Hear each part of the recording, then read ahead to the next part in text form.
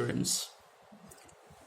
Today we will discuss the third chapter, Journey to the End of the Earth by Tishani Doshi. Let's start. Before you read, if you want to know more about the planets, past, present and future, the Antarctica is a place to go to bon voyage. तो ऐसा बताया गया है इस chapter में कि अगर आप प्लेनेट यानी अर्थ के पास्ट, प्रेजेंट और फ्यूचर के बारे में जानना चाहते हैं तो आपको अंटार्कटिका जो प्लेस है उसकी विजिट करनी होगी। और लास्ट में लिखा है बॉर्न वॉयेज, यानी गुड लक या good luck for the journey. Voyage journey होती है, विदाई दी जाती है जर्नी के लिए। यहाँ पे तुषार दोषी अपना जो अभियान था, जिस मिशन पे वो गया था, उसके बारे में हमें बताता है। Early this year I found myself abroad a Russian research vessel. तो अर्ली ईयर, जिस भी साल ये चैप्टर लिखा गया था, तो ही I found myself abroad, अपने बोर्ड होना, get into something. Russian research vessel, एक रशियन रिसर्च वेसल है। वैसे मतलब यहाँ पे शिप से लिया गया है, एक रशियन शिप है, उस पर अपने आप को बोर्ड पाता है, चढ़े हुए पाता है। इस शिप का नाम था द एकेडमिक शोकलेस्की। शोकलेस्की का क्या मीनिंग होता है I don't know in English because the word is not given, so it's a name of the boat and need not to be explained. Academic Soleski, Shokalskiy, may be some word in Russian.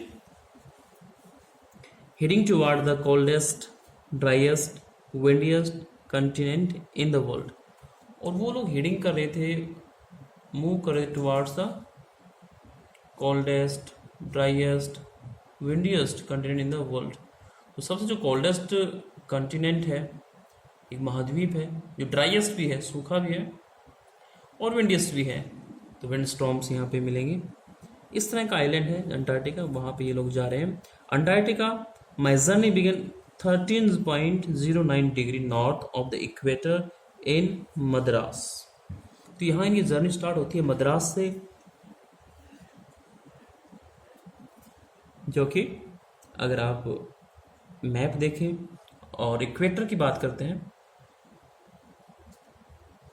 जो भूमध्य रेखा है जो अर्थ को इमेजली 2 parts में divide करती है, तो towards north up to 90 degree और टुवर्ड्स साउथ 90 डिग्री।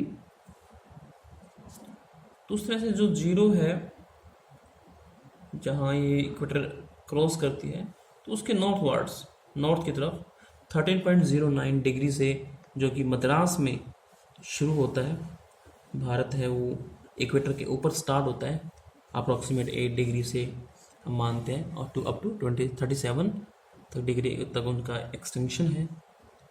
तो वहाँ से इक्वेटर के ऊपर मद्रास से इस जर्नी स्टार्ट होती है। तो ये जर्नी इन्वॉल्व करती है क्रॉसिंग 9 टाइम जोन्स। तो अब हमें समझना होगा कि टाइम जोन्स क्या होते हैं। पहले हम टाइम जोन्स को जान लेते हैं थोड़ा सा। टाइम जोन क्या होता है कि किसी भी देश के अंदर टाइम किस के अकॉर्डिंग सेट किया गया है। क्योंकि वर्ल्ड का जो टाइम है वो GMT से या तो टुवर्ड ईस्ट या टुवर्ड वेस्ट चलता है। GMT पे जीरो टाइमिंग मतलब जीरो, और जैसे जैसे हम ईस्ट वार्ड्स बढ़ते रहते हैं, ईस्टर्न में बढ़ते हैं, जितनी लॉन्गिट्यूड हम बढ़ते जाएंगे, पर लॉन्गिट्यूड 4 मिनट्स का इंक्रीज वहाँ पे हो जाता है। तो जैसे इंडिया आता है, इंडिया का जो टाइम सेट होता है वो बिल्कुल इंडिया के मिडल में प्रयागराज के पास नैनी नाम की एक जगह है, जो कि ग्रीनविच मीन टाइम GMT से 5.5 घंटे यानी कि 82.30 डिग्री ईस्ट की तरफ है। और इसको आप 4 से मल्टीप्लाई करेंगे तो आपका टोटल जो टाइम आएगा वो 5 आवर्स 30 मिनट का आएगा। तो इस तरह से जो बड़ी कंट्री, इंडिया की छोटी कंट्री है, बड़ी कंट्रीज़ के अंदर टाइम जोन का डिफरेंस ज़्यादा होता है। जितना उसका एक्सटेंशन होता है, जितना विस्तार होता है उसका, उसी हिसाब से उनमें टाइम जोन्स भी बटे होते हैं। कई कई देश जैसे अमेरिका, कनाडा, ब्राज़ील, इसमें कई कई टाइम जोन्स भी होते हैं, किसी में 8, किसी में 10, हो सकता है कि 12 टाइम जोन, 11 टाइम जोन, जैसे कनाडा से है सिटी कंट्री है, उसमें 10 से 12 टाइम जोन्स भी हो सकते हैं। तो इस तरह से उन्होंने 9 टाइम जोन्स वहाँ से क्रॉस किए, तब जाकर वो अंटार्कटिका पहुँचते। उसके बाद 6 time check post, 6 check point से जहाँ उनकी चेकिंग हुई। और जब भी आप किसी दूसरी कंट्री में एंट्री करते होंगे तो ज़रूर आपका एक चेकिंग की जाती है। एंड 3 बॉडीज ऑफ वाटर, और 3 वाटर बॉडी हम कहें कि ओशियंस उन्होंने कवर किए होंगे। And at least as many as ecosphere, और इतने ही जितने हमने बात की, लगभग 3 ही इकोस्फीयर जो रिलेशनशिप है, इकोलॉजी है, और जो एरिया है जिसमें हम रिजाइड करते हैं विद अदर लिविंग स्पीसीज, वो इकोस्फीयर है, इकोलॉजी है। उसे पार करते हुए हम लोग, यानी कि जो राइटर है और जो जितने भी कंपेनियन थे, जो अभी पार्टिसिपेंट्स थे, वो सब लोग पहुंचते हैं।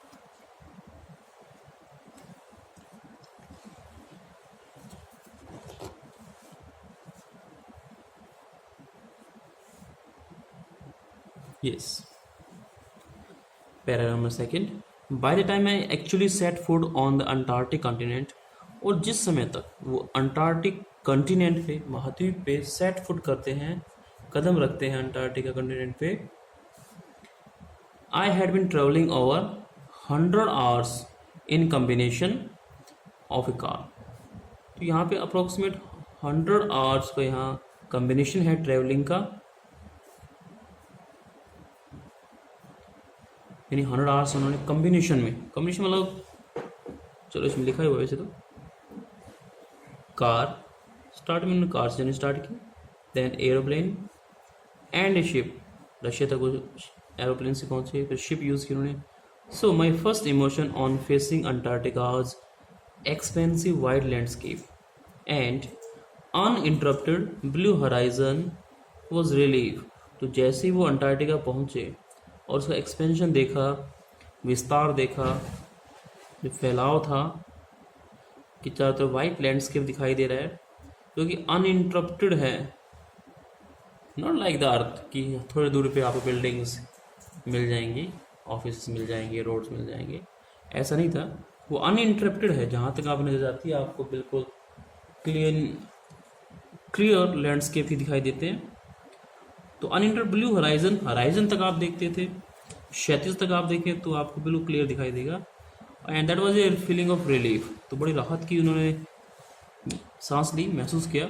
Followed up with an immediate and profound wonder, और इसके बाद एक इमीजिएट, एटवांस होने वाली चीज़ें, तुरंत होने वाली, और प्रोफाउंड वंडर, बहुत ही गहरा, डीप वंडर उन्हें फील हुआ, एक हैरानी महसूस हुई, बहुत गहरी हैरानी। वंडर एट इट्स इमेंसिटी, किस बात की हैरानी, वंडर था, सरप्राइज था, किसका, इट्स इमेंसिटी, इसका जो इनॉर्मस लैंडस्केप है, विस्तार है, बहुत ह्यूज लैंड पार्ट है, उसे देख करके बहुत सरप्राइज होते हैं। इट्स आइसोलेशन, इमेंसिटी के बाद में इसकी जो आइसोलेशन, बिल्कुल दुनिया से अलग थलग, बिल्कुल आइसोलेट लॉनली कंटिनेंट है, but mainly at how there could ever have been the time when India and Antarctica were part of the same landmass। और सबसे बड़ी बात, जो मेन बात बताई गई इसमें, वो ये है कि एक समय था तो किस तरह से इंडिया और अंटार्कटिका दोनों ही एक ही लैंडमास, एक ह्यूज पीस ऑफ लैंड के पार्ट होते थे, जुड़े हुए थे आपस में।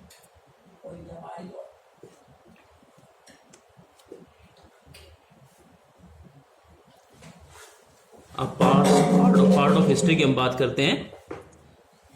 650 million years ago a giant amalgamated southern supercontinent Gondwana did indeed exist. तो बात यहाँ बताया गया कि 50 मिलियन यानी कि period of 10 lakh and 10 into 50 around 500 lakh वर्ष पहले हम कह सकते हैं, A giant big in size, very big in size, huge, amalgamated, mixed, combined southern supercontinent, बहुत ही विशाल का एक कंटिनेंट के ऊपर का सुपर कंटिनेंट, एक विशाल का एक कंटिनेंट वहां पर था जिसका नाम था गोंडवाना। तो ये गोंडवाना एग्जिस्ट करता था, इंडियन एग्जिस्ट करता था, इस बात में कोई डाउट नहीं है। सेंटर्ड रफली अराउंड द प्रेजेंट डे, और जो सेंटर था इसका, जो मध्य था, वो प्रेजेंट डे में कहाँ पर है, लेट मी सी।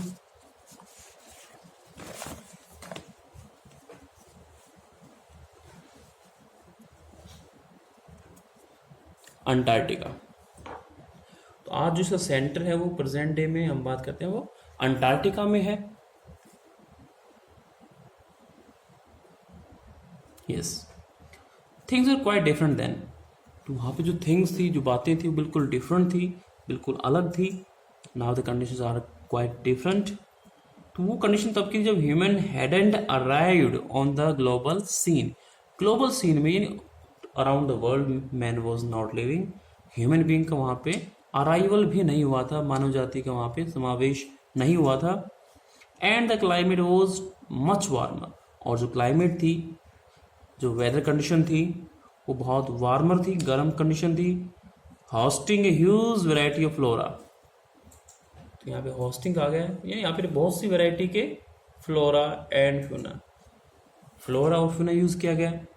तो वनस्पति और जलीय जीव दोनों की ही हम बात करते हैं। यहाँ पे बहुत ज़्यादा वनस्पति भी थी ऑन द सी लेवल और बिलो द सी लेवल, यानी सागर में भी, समुद्र में भी और अर्थ पे भी जो वैरायटी थी फ्लोरा और बात की फौना की हमने, तो ह्यूज वैरायटी थी, बहुत तरह तरह के वहाँ पे पेड़ पौधे वनस्पति थी और जलीय जीव भी थे।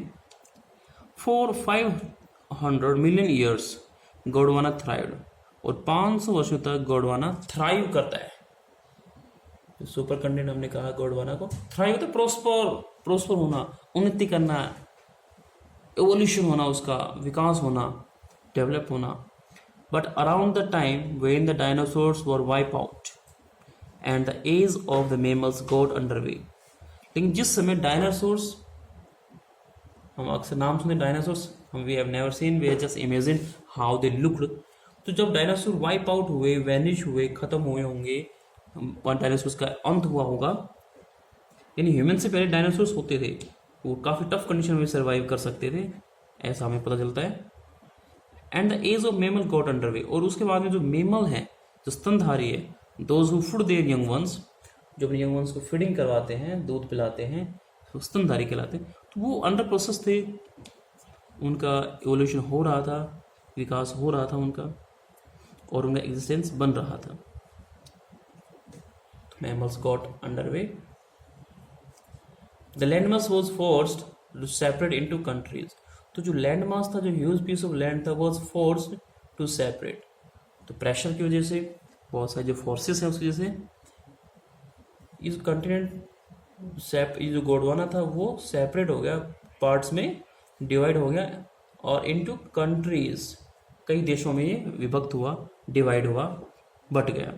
Shaping the globe much as we know it today, और जिस ग्लोब को, जिस एक नमूना होता है ग्लोब का, अर्थ का ग्लोब को हम अब आज जानते हैं, जो शेप, जो बाउंड्रीज जिस देश की हैं, तो बिल्कुल वैसी ही शेप आ गई थी उस समय, जो कि आज हैं प्रेजेंट डे में।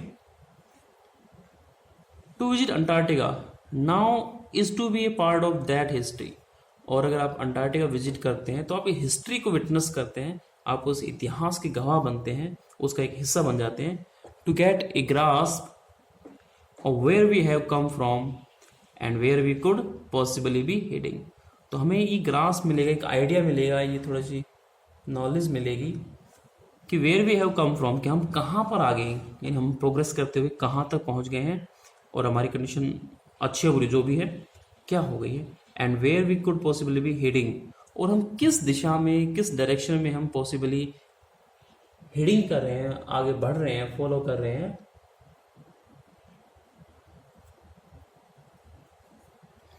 It's to understand the significance of cordillera falls. तो हमें कॉर्डिलेरन फॉल्स की जो सिग्निफिकेंस है, कॉर्डिलेरन फॉल्स उनकी जो सिग्निफिकेंस है, इम्पोर्टेंस है, उसे समझना होगा, उसे अंडरस्टैंड करना होगा। कॉर्डिलेरन जो चेन ऑफ माउंटेन है स्पेशली इन अमेरिका, उन्हें हमें अंडरस्टैंड करना होगा। एंड प्री कंबेरियन ग्रेनाइट शील्ड और कंबेरियन एरा, ये एरा थे पोस्ट स्टोन एज की हम बात करें तो प्री कंबेरियन ग्रेनाइट शील्ड, ये शील्ड की चट्टानें होती हैं। तो मोस्ट ऑफ द जो अर्थ का क्रस्ट है या उसका कोर है, क्या मैंने जिस भी ग्रेनाइट से बने हैं, तो ये जो प्री कंबेरियन शील्ड्स हैं, जो चट्टानें हैं वो ग्रेनाइट हैं, आगे चट्टानों से बना हुआ है।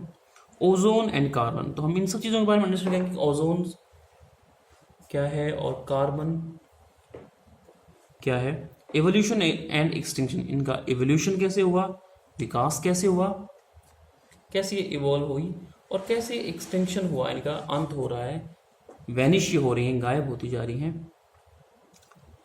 When you think about all that can happen in a million years, तो आप इन सब चीज़ों के बारे में सोच रहे हैं, ये सब हुआ मिलियन ईयर्स में, इन ए मिलियन ईयर्स अबाउट, यानी कुछ लाख वर्षों में ही ये सब कुछ घटित हो गया। It can get pretty mind boggling imagine, और जब हम इमेजिन करते हैं कि ये सब चीज़ें डायनासोर से लेकर के ह्यूमन बीइंग और इतने एडवांस सोसाइटीज़, कॉलोनीज हम बना चुके हैं, एडवांस सिटी बना चुके हैं, तो ये सब pretty very mind boggling, confusing, boggling क्या होता है, कन्फ्यूजिंग, जो आपके माइंड को पजल कर दे, कंफ्यूज कर दे, उसे बोलते हैं माइंड बॉगलिंग। तो काफ़ी माइंड बॉगलिंग सी कंडीशन लगती है जब हम इमेजिन करते हैं। इंडिया पुशिंग नॉर्थवर्ड्स, तो जब इनका डिवीजन हुआ तो India pushing northwards, Asia north की जो इंडिया है वो नॉर्थ की तरफ पुश कर गया, जैमिंग अगेंस्ट एशिया, और एशिया के बिल्कुल नज़दीक जो एशिया कंटिनेंट है उसके नज़दीक जाकर के जैम हो गया, फिक्स्ड हो गया, सीमेंटेड हो गया।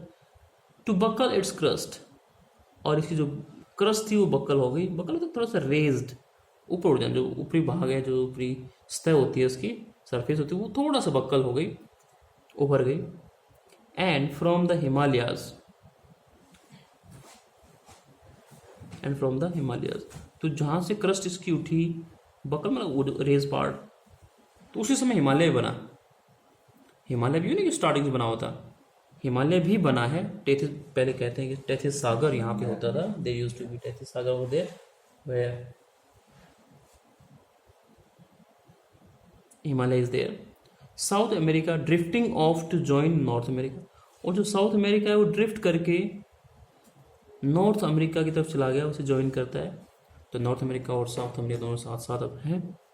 Opening up the Drake Passage to create a cold circumpolar current, और इन दोनों के नज़दीक आने से एक डायरेक्ट ड्रेक पैसेज बना, जो नॉर्थ अमेरिका और साउथ अमेरिका के बीच में एक वाटर बॉडी है, एक पैसेज, एक ट्रेल है, to create cold circumpolar current, जिससे कि ठंडी सर्कमपोलर करंट आती हैं। Circumpolar that is around the whole pole, जो पोल के बिल्कुल चारों तरफ हो चीज़ें स्टैंड करती हों, उन्हें सर्कमपोलर बोलते हैं। करंट प्रवाह होता है, फ्लो होता है। कीपिंग अंटार्कटिका फ्रीजिड, और क्योंकि सर्कमपोलर पोल, जो पोलर वाली जो ठंडी हवा आती है, उससे अंटार्कटिका बिल्कुल फ्रीजिड कंडीशन में पहुंच गया, ऑलमोस्ट फ्रोजन ये हो गया, पूरी तरह से ये जम गया। Desolate and at the bottom of the world, तो बिल्कुल डिसोलेट प्लेस ही बन गया, एक लोनली, आइसोलेटेड, अलग थलग।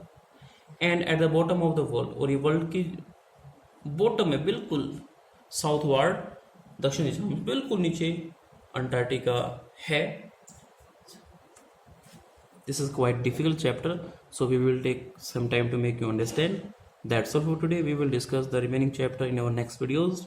Till then, keep watching, keep learning, stay home, stay safe. Thank you.